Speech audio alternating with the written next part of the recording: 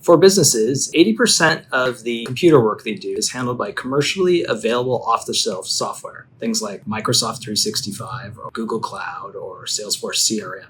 But the other 20% requires some type of custom work. For a large business, this is okay. Large businesses will hire a developer, they'll use API programming to tap into their commercial software, and they'll make a custom workflow. For a small business, this has always been a challenge. This might be an expensive thing for a small business to undertake, to do custom programming. And so what usually happens with a small business is things are managed in an ad hoc way. Some things that should be in a database are tracked with a spreadsheet or with a manual sticky note or some other type of process. What we want to do today is we want to use the available AI tools to create custom software. A small business can do this to create a custom software, just like a large business, but they can leverage the AI tools to not have to hire a full stack developer and to get this handled quickly. Running a small business, it's not important to be a full software developer to make these changes. What is important is to realize where your company's spending time. Where are there some mistakes? What are some repeated processes that can be automated? That's your primary job. Identify those things, and then you should start a conversation with your preferred AI. You probably already have a license or are using this as part of your commercial software. If you're using Microsoft Cloud, there is a Copilot assistant that you can use.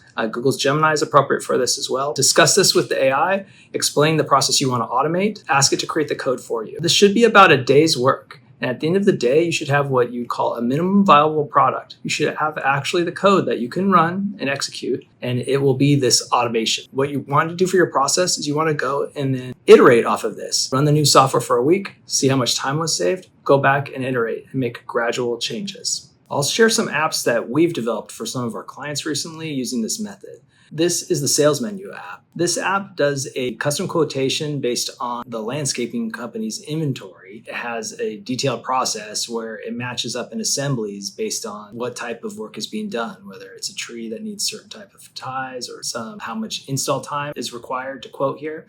It's a very custom process. This was used to replace an old Microsoft Access database. Here's another example. This is a mapping software. It's set to query like Esri and some other type of financial databases for a developer so they can determine if a building, this is a good investment choice, a good location. It's speeding up a manual process here. Feel free to leave us a message in the comments if you're undertaking a project like this yourself and would like to share how far along you are in your journey, or if you have any other questions that you'd like to discuss. Thanks.